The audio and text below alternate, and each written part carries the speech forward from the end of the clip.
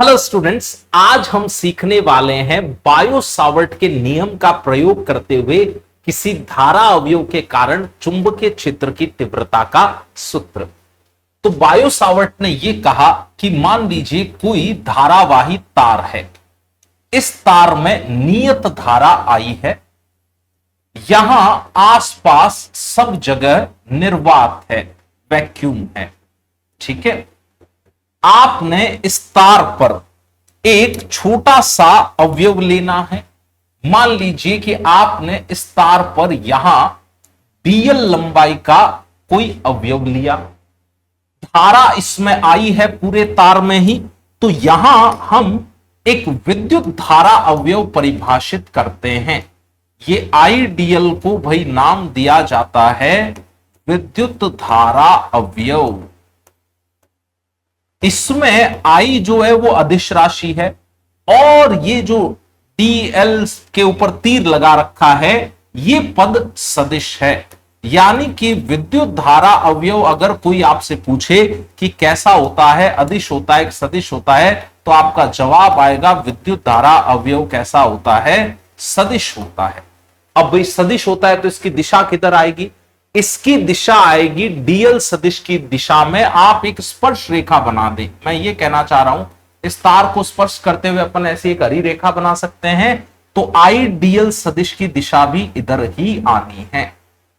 ऐसे आप एक स्पर्श रेखा बना दें। बात देखिए फिर समझ लीजिए, अगर कोई आपसे पूछे कि अगर आई डीएल अवयव को आप सदिश बोल रहे हैं तो इस सदिश की दिशा तो बताइए, तो भाई दिशा बताने के लिए यह काम करना है कि आप यहां पर एक स्पर्श रेखा बनाइए जो तार को स्पर्श करते हुए जाए। बस आईडीएल की दिशा ऐसे ही दिखा दीजिए, धारा ऐसे जानी है इस तार में और स्पर्श रेखा हरी वाली दिशा में दिखाई दे रही है। ये जो हरे तीर से बनाई है ये हमने आईडीएल सदिश की दिशा बना दी है। अब इस आईडीएल सदिश के कारण मान लीजिए कि आप कहीं आर दूरी पर चुंबकीय क्षेत्र की तीव्रता ज्ञात करना चाहते। मान लीजिए यहां से आर दूरी पर, इसको अलग कलर से भी बना रहा हूं, यहां से आर दूरी पर चुंबकीय क्षेत्र की तीव्रता किसी बिंदु पर हम ज्ञात करना चाहते। तो सबसे पहले तो देखें कि चुंबकीय क्षेत्र की दिशा किधर होगी। तो दाहिने हाथ का अंगूठा आईडीएल सदिश की तरफ रखें और अंगुलियां उस बिंदु को काट के जानी चाहिए दाहिने हाथ की यूं। तो आप देखेंगे कि अंगुलियां बोर्ड के तल में अंदर की ओर जाएगी, यानी कि यहां जो चुंबकीय क्षेत्र की दिशा होगी वो तो अंदर की ओर ही रही होगी। यहां डी बी सदिश अगर मैं दिखाऊं तो उसकी दिशा कहां रही है, अंदर की ओर रही है। अच्छा, इस आईडीएल अवयव और आर सदिश के मध्य ये जो कोण है, इस कोण को आप नाम दे रहे हैं थीटा। भाई आईडीएल सदिश की दिशा स्पर्श रेखा की दिशा में ऐसे दिख गई। आर सदिश की दिशा अगर आप देखें तो आर सदिश की दिशा ऐसे आएगी, यहां से ऐसे करके ये आर सदिश की दिशा आएगी। आर भी सदिश है इसके अंदर, है ना। अब आईडीएल सदिश और आर सदिश की दिशा के मध्य का जो कोण है वो है थीटा। तो बायो सावर्ट ने यह पाया कि ये जो डीबी सदिश आता है इसका मान आता है μ0/4 pi I dl cross are सदिश बटा आर क्यूब। क्या ये बात समझ में आई? अच्छा, इसको चाहे तो थोड़ा सा आप और भी हल कर सकते हैं। हमें एक बात पता है कि एकांक सदिश कैसे लिखा जाता है। एकांक सदिश लिखने का तरीका होता है सदिश बटा सदिश का परिमाण। यानी कि अगर आप आर कैप एकांक सदिश लिखना चाहें तो ये आर सदिश बटा उसका परिमाण ही तो रहा होगा। यहां पे ये जो आर क्यूब है इसमें से एक आर आप अलग करके लिख लीजिए। मैं ये कहना चाह रहा हूं μ0/4 pi I dl vector cross r vector. यहां सदिश गुणन हो रहा है, ये क्रॉस का मतलब है सदिश गुणन, इनटू नहीं है, याद रखिएगा ये सदिश गुणन है यहां पर, ठीक है। बटा आर स्क्वायर इंटू आर, ये इंटू है और ऊपर जो चल रहा है वो सदिश गुणन है। भाई आर क्यूब को आर स्क्वायर इंटू आर तो लिख ही सकते हैं अपन। अच्छा, आर सदिश बटा आर, ये क्या बन गया? आर सदिश बटा आर सदिश का परिमाण, यानी कि ये तो एकांक सदिश आर कैप बन गया। यानी कि सूत्र का एक प्रारूप ऐसा भी हो सकता है, mu naught by 4 pi I DL सदिश क्रॉस आर कैप, यहां एकांक सदिश आ गया है, बटा आर स्क्वायर। ठीक है। अच्छा, अगर कोई हमसे पूछता कि भाई खाली आप इस चुंबकीय क्षेत्र की तीव्रता का परिमाण बता दो, तो परिमाण कैसे निकालते वो भी हम सीख लेते हैं।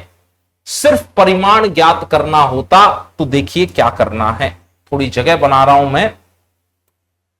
यहां तक तो आप जो मान ज्ञात कर रहे थे वो किसका ज्ञात कर रहे थे? डीबी सदिश का, डीबी सदिश का। अब मान लीजिए डीबी सदिश का परिमाण निकालना है आपको, तो डीबी सदिश का परिमाण निकालने में यहां इस्तेमाल होगा म्यू नॉट बाय 4 पाई आई तो पड़ा रहा, डीएल क्रॉस आर को सदिश गुणन से लिखा जाएगा डीएल आर साइन थीटा, और नीचे पड़ा है आर क्यूब। इसमें एक आर यहां निरस्त हो जाएगा। एक आर निरस्त होने के बाद जो अंतिम मान हमारे पास बचा, यानी कि डीबी सदिश का परिमाण जो बचा वो आया mu naught by 4 pi I DL sine theta बटा आर स्क्वायर। तो अगर कभी आपको डीबी सदिश का केवल परिमाण चाहिए तो आप ये सूत्र इस्तेमाल कर लीजिए। इसमें थीटा क्या है वो बात यहां फिर से लिख के बता देते हैं। थीटा है आइडियल सदिश व आर सदिश के मध्य कोण। वैसे तो डायग्राम में दिख ही रहा है पर फिर भी लिख लेते हैं अपन। अब इसमें एक और राशि की हमें जानकारी होनी चाहिए, ये म्यू नॉट क्या है। इस म्यू नॉट का मान आता है भाई 4 पाई इंटू 10 की घात -7 टेस्ला मीटर बटा एम्पियर। ये म्यू नॉट एक नियतांक है जिसका इतना मान आता है निर्वात के लिए, और शब्दों में अगर हम इसे लिखना चाहें तो भाई म्यू नॉट को कहा जाता है निर्वात की चुंबकशीलता। प्रत्येक धारा अवयव के कारण हम चुंबकीय क्षेत्र की गणना बायो सावर्ट नियम का उपयोग करते हुए कर सकते हैं। अब ये बायो सावर्ट के नियम और कुलाम के नियम जो हमने स्थिर वैद्युतिकी वाले चैप्टर में पढ़ा था, उसमें कुछ समानताएं हैं और कुछ असमानताएं भी हैं। इनकी चर्चा कर लेते हैं हम अगले पेज पर। अगर आप यहां से अपने नोट्स बनाना चाहें तो आप चीजें लिख लीजिए, फिर अगले पेज पर आ जाते हैं। और अगर आपका कोई डाउट है तो प्लीज कमेंट बॉक्स में लिखिए, उसे भी डिस्कस कर लेंगे अपन। बायो सावर्ट के नियम और कुलाम के नियम के अंदर एक तो समानता यह है कि दोनों ही नियमों में दूरी का वर्ग इस्तेमाल हुआ है। आप जरा ध्यान दीजिए, अगर आप कुलाम का नियम लिखते तो F लिखते के Q1 Q2 बटा आर स्क्वायर। क्या इसमें दूरी का वर्ग आया है?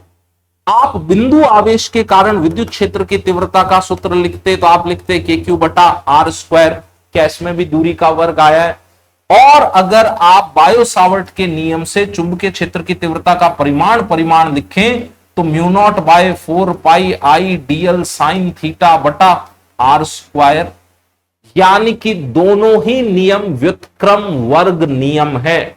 दूरी का वर्ग आ रहा है दोनों ही नियमों में और दूरी व्युत्क्रम में है, 1 में चल रहा है ना मामला।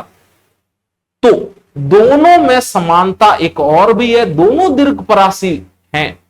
चुंबकीय बल जैसे जैसे आप तार से दूर जाते जाएंगे चुंबकीय क्षेत्र कम होता जाएगा, चुंबकीय बल भी कम होता जाएगा। ऐसा ही विद्युत बल और विद्युत क्षेत्र के लिए भी आप कह सकते हैं, जैसे जैसे आप बिंदु आवेश Q से दूर जाते जाएंगे विद्युत क्षेत्र की तीव्रता कम होती जाएगी। ठीक है ये बात। अनंत पर जाते जाते इस विद्युत क्षेत्र की तीव्रता लगभग नगण्य, और इस चुंबकीय क्षेत्र की तीव्रता भी अगर आप R का मान अनंत कर दें, बहुत बड़ी दूरी ले लें, तो ये dB का मान नगण्य हो जाना है। ठीक है। अगली खास बात दोनों में समानता के लिए, भाई इन दोनों पर ही अध्यारोपण का सिद्धांत लागू होता है। आपने स्थिर वैद्युतिकी वाली प्लेलिस्ट ध्यान से देखी हो तो उसमें आपने ई नेट अध्यारोपण का सिद्धांत लगाते हुए ऐसी लिखी है, E1 सदिश प्लस E2 सदिश प्लस E3 सदिश प्लस प्लस प्लस ऐसे करके। ऐसे ही अगर कभी हमें बी नेट की जरूरत पड़े, परिणामी चुंबकीय क्षेत्र की तीव्रता ज्ञात करनी पड़े, तो अध्यारोपण के सिद्धांत से वो आएगी B1 plus B2 plus B3। अलग अलग स्रोतों के कारण आप उस बिंदु पर चुंबकीय क्षेत्रों का सदिश योग कर लीजिए, यानी कि अध्यारोपण का सिद्धांत चुंबकीय क्षेत्रों के लिए भी लगता है और आपके विद्युत क्षेत्रों के लिए भी लगता है, इवन गुरुत्वीय क्षेत्रों के लिए भी अध्यारोपण का सिद्धांत प्रयोग में लाया जाता है। ठीक है, अगली खास बात, चुंबकीय क्षेत्र को उत्पन्न करने वाला जो स्रोत है विद्युत धारा अवयव, ये रैखिक है। आपने पीछे देखा था कि इसमें आइडियल की तो घात एक ही आ रही है ना, रैखिक का मतलब है इकाई घात। अब आप अगर यहां देखें, भाई बिंदु आवेश Q के कारण ही तो विद्युत क्षेत्र उत्पन्न होता है, ये भी इस सूत्र में रैखिक है, Q की एक ही घात आ रही है। चाहे चुंबकीय क्षेत्र उत्पन्न करने वाला स्रोत हो या विद्युत क्षेत्र उत्पन्न करने वाला स्रोत यानी कि आवेश, दोनों ही रैखिक है, दोनों की एक एक ही घात आ रही है सूत्र के अंदर। यहां भी घात एक ही चल रही है, यहां भी घात एक ही चल रही है। ठीक है ये बात, इसलिए एनसीईआरटी बुक ने लिखा है कि ये जो स्रोत हैं वो रैखिक हैं, चाहे चुंबकीय क्षेत्र उत्पन्न करने वाला स्रोत हो, चाहे स्थिर विद्युत क्षेत्र उत्पन्न करने वाला स्रोत हो। नोट्स में आप ये बातें भी लिखिए। फिर आते हैं अगले पेज पर, स्थिर विद्युत क्षेत्र अदिश स्रोत से उत्पन्न होता है। जैसे आपने Q आवेश लिया, आप R दूरी पर विद्युत क्षेत्र की तीव्रता का सूत्र देखें तो आप E बराबर लिखते हैं KQ बटा R स्क्वायर। इसमें जो Q है वो तो अदिश है, आवेश तो अदिश होता है ना, इसमें तो कोई दिशा होती नहीं। जबकि dB का अगर हम सूत्र देखें तो dB के सूत्र में आया था μ0/4πI dl सदिश क्रॉस R सदिश बटा RQ। और ये जो अवयव है विद्युत धारा अवयव, ये तो सदिश है। एक खास फर्क है, चुंबकीय क्षेत्र को उत्पन्न करने वाला विद्युत धारा अवयव तो हम सदिश लेते हैं, धारा अदिश राशि है, लेकिन ये पूरा विद्युत धारा अवयव सदिश लिया जाता है। विद्युत क्षेत्र को, स्थिर विद्युत क्षेत्र को उत्पन्न करने वाला ये जो आवेश है ये तो अदिश होता है। तो ये इनमें एक असमानता है। आपको ये पंक्ति समझ में आ गई होगी। ठीक है, एनसीईआरटी ने जो ये लेटर ऐसे बोल्ड से लिखा हुआ है ना, वही लेटर हमने यहां किससे लिखा है, सदिश से। पूरी एनसीईआरटी बुक में जो जो लेटर बोल्ड लिखे हुए हैं वो सदिश हैं, और हम सदिशों को ऐसे निरूपित कर देते हैं। देखिए आई अदिश है तो नॉर्मली लिखा हुआ है, डी अदिश है ना, उस पर कोई सदिश नहीं लगा हुआ है। एल इन्होंने बोल्ड लिखा है तो एल पे हमने सदिश चिन्ह लगा दिया, तीर का चिन्ह लगा दिया। लिखिए इसे। फिर आते हैं तीसरे पॉइंट पर। अगर स्थिर वैद्युत क्षेत्र की चर्चा की जाए तो स्थिर वैद्युत क्षेत्र किसी बिंदु पर ज्ञात करना हो तो वो आवेश से उस बिंदु को मिलाने वाली रेखा के अनुदिश ही आता है। जैसे अगर ये धन आवेश है तो आप इस बिंदु पर ई सदिश इधर ही तो दिखाओगे, जबकि चुंबकीय क्षेत्र में मामला अलग हो जाता है।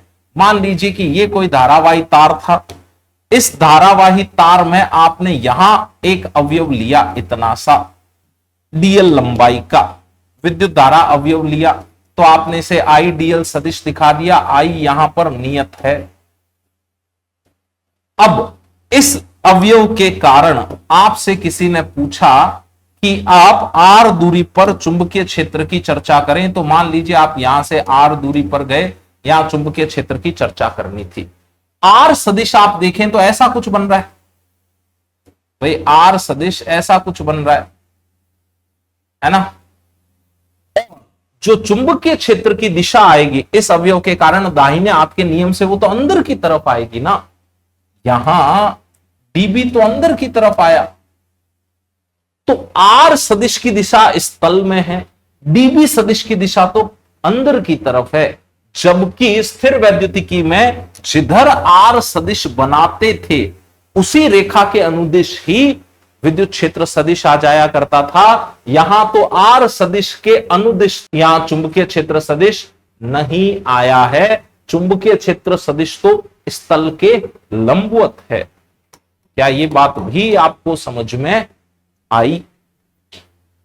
अच्छा, एक और खास बात, ये जो चुंबकीय क्षेत्र सदिश आता है ये इस आइडियल के भी लंबवत है। देखिए आइडियल इस तल में है और डीबी सदिश अंदर की तरफ आया इस तल के, आर सदिश भी इस तल में और डीबी सदिश इस तल के लंबवत अंदर की तरफ आया है। मैथमेटिकली आप ये बात लिख सकते हैं, आइडियल सदिश डॉट डीबी सदिश अगर करना चाहें तो उत्तर शून्य आएगा, क्योंकि दोनों परस्पर लंबवत है। आइडियल सदिश इस तल में है और डीबी सदिश इस तल के लंबवत अंदर की ओर है। ऐसे ही अगर आप आर सदिश डॉट डीबी सदिश हल करें, अदिश गुणन हल करें, तो उत्तर शून्य आएगा, क्योंकि दो लंबवत सदिशों का अदिश गुणन सदैव कितना आता है? शून्य। अब आते हैं आखिरी पॉइंट की तरफ, आप चाहें तो यह जानकारी लिख लीजिए। बायो सावर्ट नियम में कोण पर निर्भरता है, जबकि स्थिर वैद्युत क्षेत्र में कोण पर कोई निर्भरता नहीं होती। भाई बिंदु आवेश Q के कारण अगर r दूरी पर आपको विद्युत क्षेत्र की तीव्रता ज्ञात करनी है तो आप डायरेक्ट लिखते हो KQ बटा R स्क्वायर, इसमें कोई कोण का लेन देन नहीं है। जबकि बायो सावर्ट नियम में तो ये कोण इस्तेमाल होता है, सूत्र में थीटा का प्रयोग हो रहा है। ये इन दोनों में असमानता है। विद्युत क्षेत्र की तीव्रता के सूत्र में कोण का कोई इस्तेमाल नहीं होता, लेकिन चुंबकीय क्षेत्र की तीव्रता के सूत्र में कोण का इस्तेमाल होता है। वापस आते हैं उस पेज पर अपन। अब एक और खास बात इन्होंने बोली है कि ये डैश वाली रेखा पर किसी भी बिंदु पर चुंबकीय क्षेत्र शून्य है। ये क्या बात है? देखिए जरा, इधर आइडियल सदिश की दिशा है, आइडियल सदिश की दिशा में किसी भी बिंदु पर आपसे यहां पूछ ले, यहां पूछ ले, यहां पूछ ले, यहां पूछ ले, यहां सब जगह जो डीबी आएगा वो शून्य आएगा। इस डैश वाली रेखा पर सब जगह डीबी शून्य आएगा। क्यों आया शून्य? उसको मैं एक सरल उदाहरण से समझाता हूं। मान लीजिए धारा आई इधर है, नियत धारा है। अब आपको किसी ने पूछा कि यहां इस बिंदु पर बताइए चुंबकीय क्षेत्र की तीव्रता डीबी कितनी होगी। तो आप डीबी ज्ञात करने के लिए यहां एक अवयव लेंगे, उस आइडियल अवयव की दिशा इधर आ गई। इस आइडियल अवयव से आप एक आर सदिश बनाएंगे, जहां आपको डीबी ज्ञात करना है तो आपका आर सदिश ऐसा ही तो आएगा। अब जरा देखिए, आइडियल सदिश और आर सदिश परस्पर समांतर हो गए। आप जब डीबी का सूत्र लिखेंगे तो आप लिखेंगे mu naught by 4 pi I dl cross r बटा आर क्यूब। लेकिन डीएल सदिश और आर सदिश तो परस्पर समांतर हैं, और दो सदिश समांतर हों तो ये गुणन कितना हो जाता है? सदिश गुणन। ये गुणन शून्य हो जाता है, यानी कि डीबी शून्य आएगा। आज के बाद याद रखना है, विद्युत धारा अवयव जहां बना हुआ है वहां उस दिशा में, विद्युत धारा अवयव की दिशा में उसके अनुदिश आप कहीं भी बिंदु ले लीजिए, उस बिंदु पर चुंबकीय क्षेत्र की तीव्रता शून्य आएगी। अच्छा, इस तार में मान लीजिए आपसे कोई कहता कि बताओ यहां वाले बिंदु पर चुंबकीय क्षेत्र की तीव्रता कितनी होगी, तो भी उत्तर 0 ही आना था। क्यों आना था? आप धारा अवयव सदिश से आर सदिश ऐसा बनाएंगे। अब आइडियल और आर सदिश आपस में प्रति समांतर हो गए, और प्रति समांतर सदिशों के लिए भी सदिश गुणन कितना आता है? शून्य आता है। मैं उम्मीद करता हूं आपको यह बात समझ में आई होगी। अगर आपका कोई भी डाउट है तो प्लीज उसे कमेंट बॉक्स में लिखिए।